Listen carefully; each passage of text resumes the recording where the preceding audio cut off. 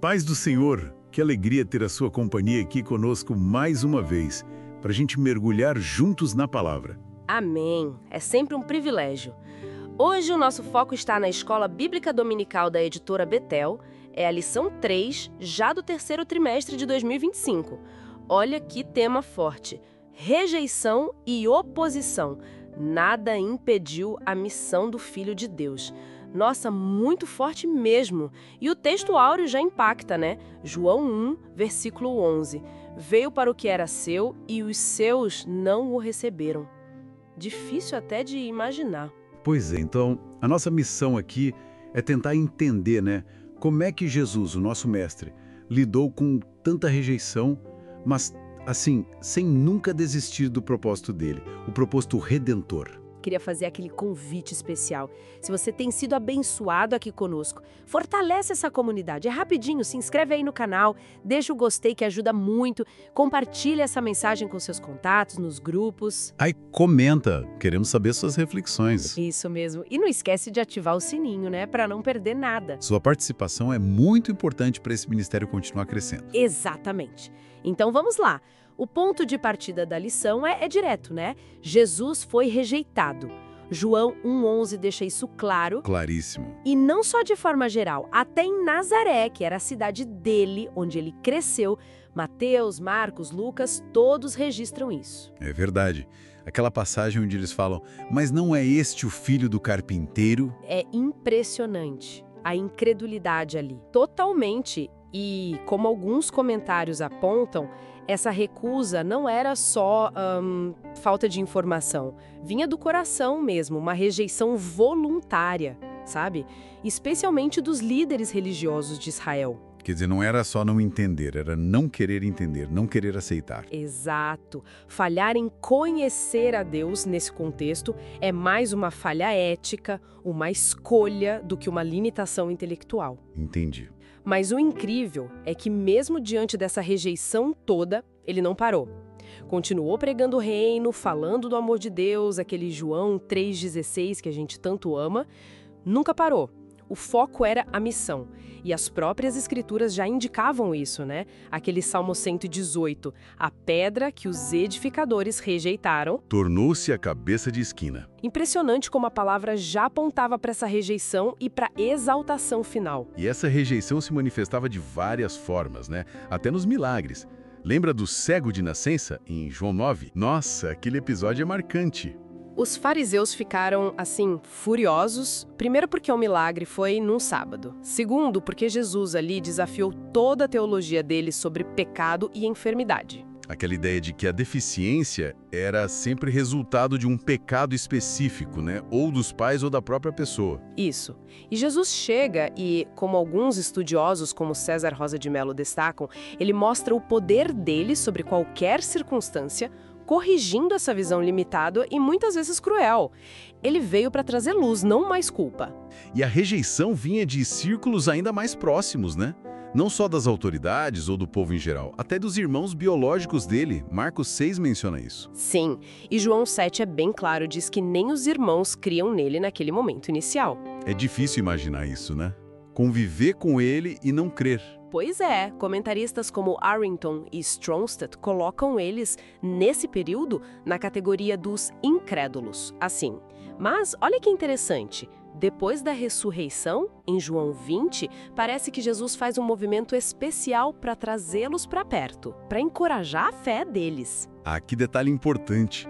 Mostra a persistência do amor dele mesmo com os mais próximos. Sempre. A missão continuava, apesar de tudo. Então, resumindo esse primeiro bloco, fica claro que nada deteve Jesus. Nem a rejeição oficial das autoridades religiosas que até procuravam prendê-lo, sim, como em João 11:57, nem a rejeição do seu próprio povo, que o levou a lamentar sobre Jerusalém, né? Aquele lamento em Mateus 23. Exato. Quantas vezes eu quis ajuntar teus filhos? Dói só de ler. E nem mesmo o abandono por parte de alguns que o seguiam, mas talvez não estivessem dispostos a pagar o preço, como em João 6,66, Jesus já sabia, né? Ele mesmo disse em Lucas 9:22 que o Filho do Homem teria que sofrer muitas coisas e ser rejeitado pelos anciãos, principais sacerdotes e escribas. Já estava previsto. Isaías 53 também fala disso de forma tão clara, né? Era desprezado e o mais rejeitado entre os homens. Impressionante. E um comentário antigo, como o de Matthew Henry, ressalta muito a hipocrisia desses líderes. A aparência era de pureza, mas por dentro... A justiça deles era superficial, né? Preocupada com o exterior, mas o coração longe de Deus. Totalmente. E essa rejeição dos líderes, claro, acabava influenciando o povo. João 9:22 mostra como as pessoas tinham medo de confessar Jesus por causa dos fariseus. Verdade. O medo de serem expulsos da sinagoga. Isso explica em parte o lamento sobre Jerusalém, o que a gente mencionou.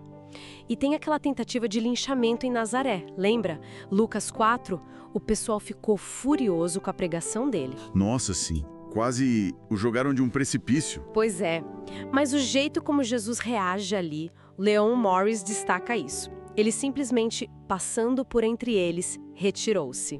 Que soberania. Nenhuma agitação, nenhum espetáculo, ele não cedeu à pressão, nem à violência. Exatamente. É uma demonstração de autoridade divina, uma calma que resiste à tentação de reagir no nível humano, diferente até da tentação no deserto que Satanás apresentou. E quanto aos seguidores que o deixaram? João 6 menciona que acharam a palavra dele dura. Sim, aquele discurso sobre o pão da vida mexeu com muita gente. Alguns tinham expectativas mais materialistas, talvez. E quando viram que não era bem isso... Acabaram abandonando o barco. Isso. Arrington e Strongstad observam que esses não eram os 12, o círculo mais íntimo. Mas Jesus usava esses momentos para confrontar a multidão sobre o que realmente significava ser discípulo, né? Lucas 14 tem passagens fortes sobre isso, sobre calcular o custo. É verdade. Discipulado exige renúncia, compromisso.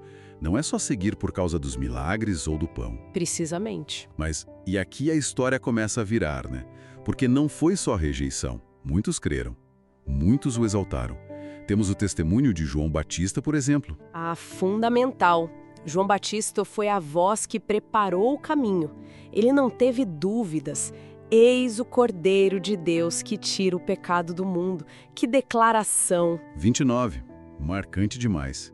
E ele viu o Espírito Santo descendo sobre Jesus, né? Viu e testificou. Como Mary Unger comenta, o batismo de João era importante, mas era preparatório. Ele apontava para alguém muito maior que estava chegando. E o cego de nascença que a gente já falou, ele é um exemplo incrível dessa luz divina brilhando justamente sobre quem era rejeitado pela sociedade e até pela religião da época. Perfeito. A Bíblia Wiersbe faz um contraste muito bom. O mendigo era cego física e espiritualmente. Mas ao ouvir, crer e obedecer a Jesus, seus olhos físicos e espirituais se abriram, enquanto os fariseus, que enxergavam fisicamente, permaneceram cegos espiritualmente. É um paradoxo poderoso. E o resultado? O homem curado reconhece Jesus como o Filho de Deus e o adora. Lindo demais. Sim, a multidão aclamando Hosana ao filho de Davi foi um momento de reconhecimento messiânico popular. Jogando ramos pelo caminho, celebrando. Mas aí tem um detalhe importante que o comentário Aplicação Pessoal levanta. Eles estavam citando o Salmo 118, aclamando o Messias, sim, só que a ideia de Messias para muitos ali era... Era mais política, né? Um libertador de Roma, um rei terreno. Exatamente. Eles não estavam, na maioria, captando a profundidade da missão redentora. Não viam o Messias que precisava ir para a cruz antes de retornar em glória. Ainda estavam um pouco cegos para a real missão, apesar da festa. Isso, uma exaltação, mas ainda com uma compreensão limitada por parte de muitos. Chegamos então ao final da lição, né? E ela nos deixa com um alerta, mas também uma promessa muito forte. Verdade. Jesus avisa: se o mundo vos odeia, sabei que, primeiro do que a vós, me odiou a mim. João 15. Ele sabia que os discípulos enfrentariam rejeição. Não seria fácil seguir os passos dele. Mas ele não nos deixa sozinhos nessa. Ele promete o Consolador, o Espírito Santo. Sim, o Espírito da Verdade, que daria testemunho dele e nos capacitaria a fazer o mesmo, a perseverar na missão apesar da oposição.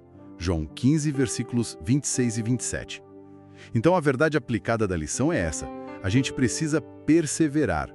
Mesmo com oposição, mesmo quando parece difícil. Exatamente. O jeito como Jesus lidou com tudo isso é o nosso modelo. A nossa firmeza na missão não pode depender se as pessoas aceitam ou não, se aplaudem ou criticam. A nossa força vem de Deus, né? Vem do alto, pelo Espírito Santo que Ele prometeu. Isso mesmo. A rejeição não é e não precisa ser o fim da linha para quem serve a Deus. Pode ser, na verdade, uma confirmação de que estamos no caminho certo. Fique então essa reflexão profunda para cada um de nós que está ouvindo. Diante das oposições, das críticas, das incompreensões que a gente enfrenta na nossa caminhada de fé, no nosso serviço a Deus. Como podemos olhar para o exemplo de Cristo? Isso, e buscar essa força que vem do Espírito Santo para transformar essa rejeição toda, não em motivo para parar, para desanimar, Mas em combustível, em né? impulso, para cumprir o propósito que Deus tem para a nossa vida. Amém. Que análise edificante, realmente. Precisamos dessa perspectiva. Com certeza. Que Deus nos ajude a viver assim. Olha, nosso tempo já está indo, mas queremos agradecer demais a você que ficou conosco até aqui, meditando na palavra. Que essa reflexão sobre a perseverança de Cristo realmente fortaleça a sua fé, o seu ministério, a sua vida. Amém. E não vamos embora sem aquele último convite com carinho. Se essa palavra tocou seu coração, se foi bênção para você, ajude essa mensagem a chegar mais longe. É um jeito de participar dessa missão também. Isso aí. Se inscreve no canal se ainda não faz isso. Curte o vídeo que ajuda a plataforma a mostrar para mais gente. Comenta o que você achou, qual foi a sua reflexão sobre aquela pergunta final e, claro, compartilha. Manda para um amigo, para um grupo da igreja. E ative as notificações, o sininho, para a gente continuar crescendo junto na graça e no conhecimento do nosso Senhor. É isso aí. Muito obrigado mais uma vez. Fiquem todos na paz do Senhor. Fiquem na paz.